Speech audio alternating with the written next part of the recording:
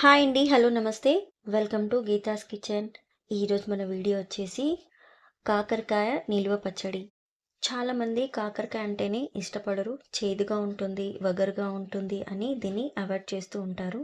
But నేను చెప్పిన విధంగా ఇలా ట్రై చేశారంటే చిన్న నుంచి పెద్దవాళ్ళు చాలా ఇష్టంగా తింటారు.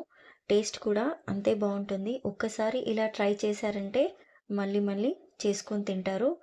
సో లేట్ చేయకుండా వీడియోలోకి వెళ్ళిపోదాం.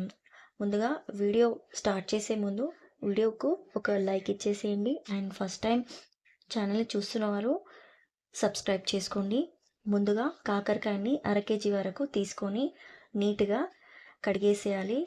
ఇలా నీట్గా కడిగేసిన తర్వాత ఒక కాటన్ క్లాత్లో ఈ కాకరకాయలన్నిటినీ ఇలా పరిచేసి తడి లేకుండా పూర్తిగా నీట్గా తుడిచేసుకోవాలి. కాకరకాయని మనం నిల్వ పచ్చడి చేస్తున్నాం కాబట్టి తడి ఎక్కడ కూడా ఉండొద్దు. ఇప్పుడు ఈ కాకరకాయలన్నీ ఒక ప్లేట్లో పెట్టేసి ఒక 10 నిమిషాల పాటు ఎండలో ఆరనివ్వాలి. ఈలోపు చింతపండుని తీసుకోవాలి. చింతపండు ఇక్కడ 20 గ్రాముల వరకు చింతపండుని తీసుకున్నాను. ఇప్పుడు ఇందులో వేడి వేడి వాటర్ వేసి ఈ వాటర్ చల్లారే వరకు చింతపండుని నానబెట్టేసుకోవాలి. ఇప్పుడు కాకరకాయలన్నీ తీసుకొని సన్న ముక్కలుగా కట్ చేసుకోవాలి. ఇలా కట్ చేసుకొని పెట్టుకొని వీటిని కూడా ఒక 10 నిమిషాల పాటు ఫ్యాన్ కింద ఆరబెట్టేసుకోవాలి. ఇన్నిసార్లు కాకరకాయని ఎందుకు ఆరబెట్టుకుంటున్నామంటే మనం నిల్వ పచ్చడి చేస్తున్నాం కాబట్టి ఖచ్చితంగా ఆరబెట్టుకోవాల్సిందే.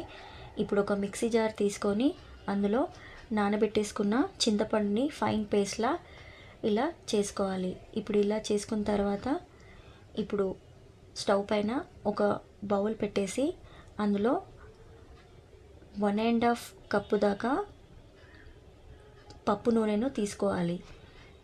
నిల్వ పచ్చడి చేస్తున్నాం కాబట్టి ఖచ్చితంగా పప్పు నూనె తీసుకుంటే టేస్ట్ బాగుంటుంది, అలాగే నిల్వ కూడా ఉంటుంది. ఇప్పుడు ఆయిల్ వేడైన తర్వాత ఇందులో 2 వాయినాలుగా కాకరకాయల్ని వేయించుకోవాలి. కాకరకాయలు వేయించుకునేటప్పుడు నురుగు బాగా వస్తుంది. ఆ నురుగు పూర్తిగా కంప్లీట్ అయిపోయింది అంటే కాకరకాయలు అనేటివి బాగా వేగినట్టు.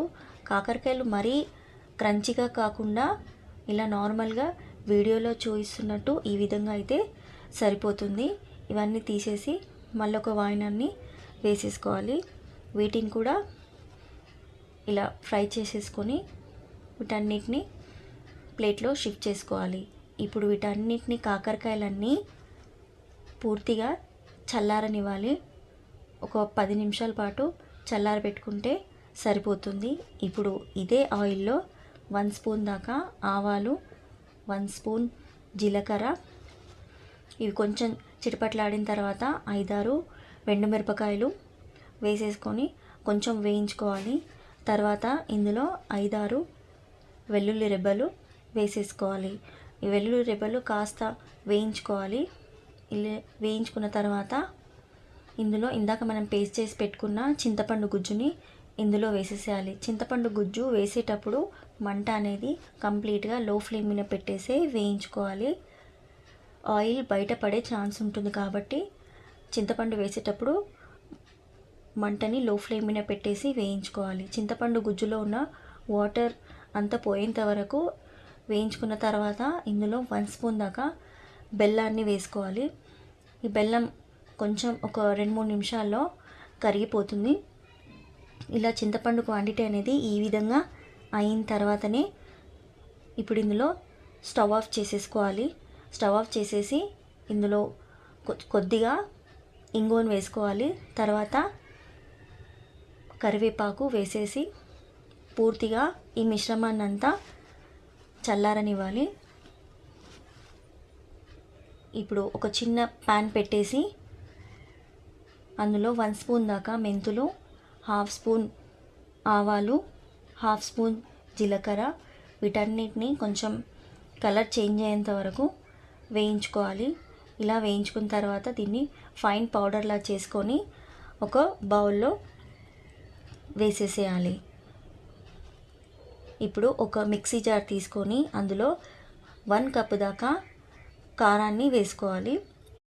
తర్వాత రుచికి సరిపడా సాల్ట్ వేసుకోవాలి. ఇక్కడ నేను 3 స్పూన్ల దాకా సాల్ట్ వేసుకుంటున్నాను. ఒకవేళ మీకు తక్కువ అనిపిస్తే తర్వాత కూడా టేస్ట్ చూసుకోవచ్చు. ఇప్పుడు ఇందులో 10-15 వెల్లుల్లి రెబ్బలు, అలాగే 1 స్పూన్ పసుపు, వీటన్నిటిని వేసేసి మెత్తగా పౌడర్ చేసుకోవాలి. ఇప్పుడు ఈ ఉల్లిపాయ కారాన్ని కూడా ఇందాక వేయించి పెట్టుకున్న మెంతి పొడి పైన ఈ వెల్లుల్లి కారాన్ని వేసేసి రెండిటిని బాగా మిక్స్ చేసుకోవాలి.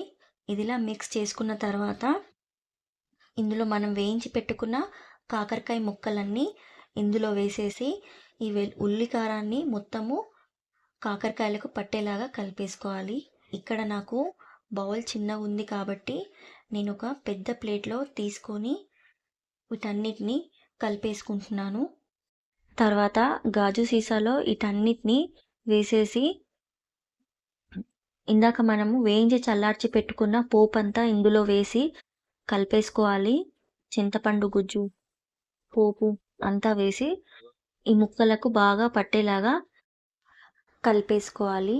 అంతే, ఈ టేస్టీగా ఉండే కాకరకాయ నిల్వ పచ్చడి రెడీ. ఈ కాకరకాయ నిల్వ పచ్చడిని మీరు గాజు సీసాలో ఇలా 2 డేస్ వరకు ఇలా నిల్వ చేసుకొని 2 రోజుల తర్వాత తిన్నారంటే ఇది బాగా మగ్గిపోతుంది.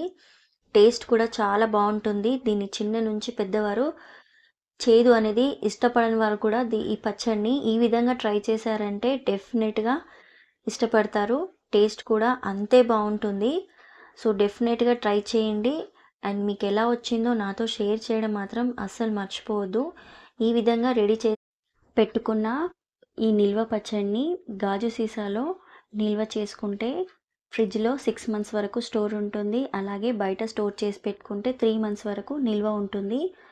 సో ఎయిర్ టైట్ ఉన్న గాజు సీసాలో ఇలా నిల్వ చేయండి. అంతే. వీడియో కనుక నచ్చినట్టయితే లైక్ చేయండి, షేర్ చేయండి and me friends and family మెంబర్స్కి షేర్ చేయండి. థ్యాంక్ యూ ఫర్ వాచింగ్ అండి. బాయ్ అండి.